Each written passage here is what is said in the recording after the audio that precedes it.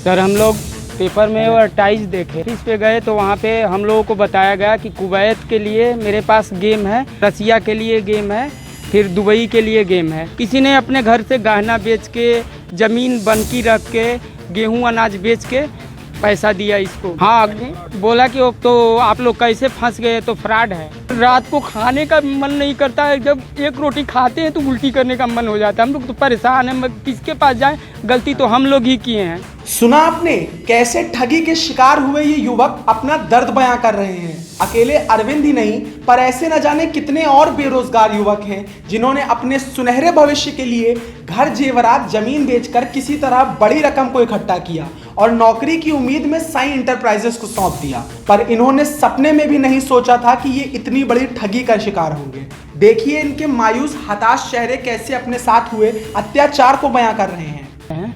Sir हम लोग paper में एडवर्टाइज देखे, हम लोग ऑफिस पे गए तो वहाँ पे हम लोगों को बताया गया कि कुवैत के लिए मेरे पास गेम है, रसिया के लिए गेम है, फिर दुबई के लिए गेम है।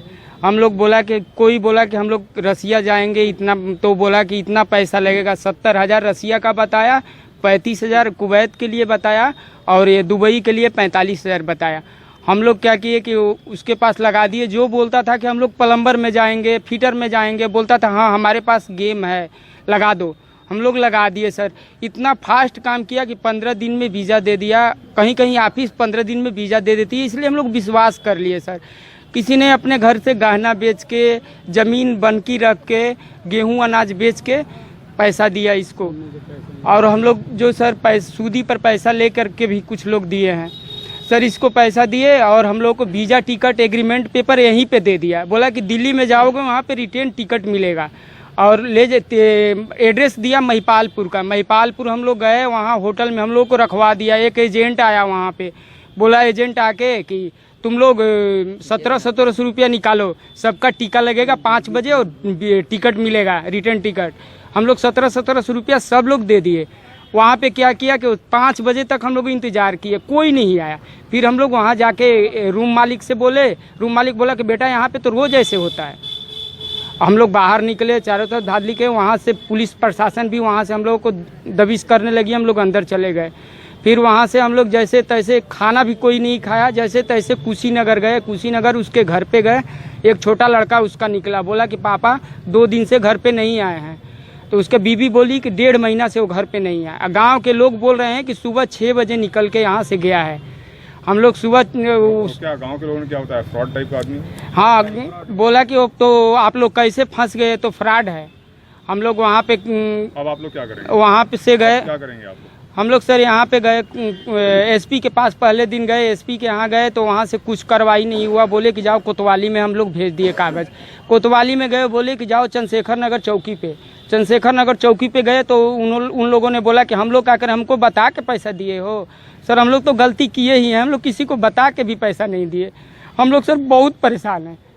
तो रात को खाने का मन नहीं करता है, जब एक रोटी खाते हैं तो उल्टी करने का मन हो जाता है। हम लोग तो परेशान हैं, किसके पास जाएं, गलती तो हम लोग ही किए हैं। तस्वीरों में फर्जी साई इंटरप्राइजेस के ऑफिस में बैठा ये व्यक्ति कंपनी का मालिक मुबारक अंसारी है और इसके बगल में बैठी ये महिला उसकी सहयोगी है।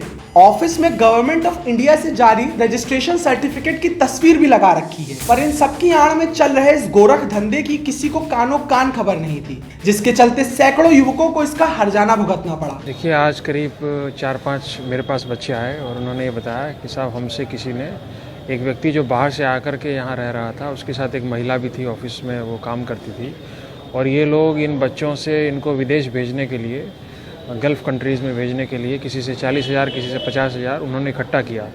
और उसके बाद इन बच्चों को यहाँ से गाड़ी में बिठाया और वहाँ एयरपोर्ट तक भी पहुँचाया।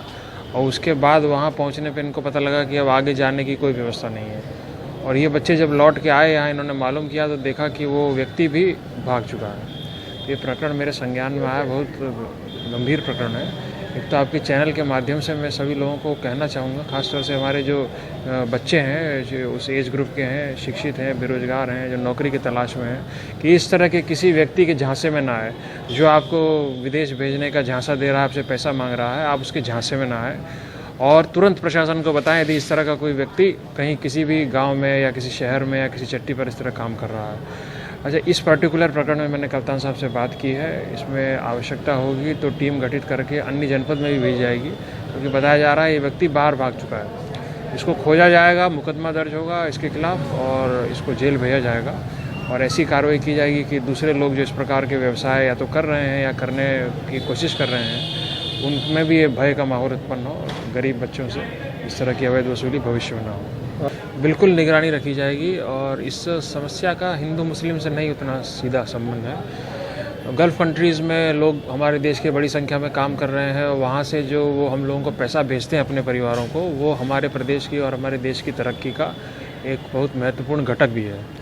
परंतु 5% 10% कई अपवाद हैं, किसी को बेवकूफ़ बना करके लोग भेज रहे हैं, तो निश्चित रूप से उस पर हमको एक्शन लेना है। हम एक्शन लेंगे, कठोर एक्शन लेंगे, ताकि ये 5-10% लोगों की वजह से बाकी जो 90 लोग जो फेयर बिजनेस कर रहे हैं वो उनकी प्रतिष्ठा, उनकी छवि खराब ना हो। हालांकि जब ठगी के शिकार ये परेशान युवक डीएम के पास अपनी फरियाद लेकर गए तो डीएम ने इन्हें यकीन दिलाया कि इस मामले से जुड़े अपराधियों को जल्द से जल्द सलाखों के पीछे पहुंचाया जाएगा। बलिया से एनडीटीवी भारत के लिए अखिलेश सैनी की रिपोर्ट। देश दुनिया की ताज़ा तरीन खबरों से रूबरू होने के लिए सब्सक्राइब कीजिए आपका अपना चैनल एनडीटीवी भारत।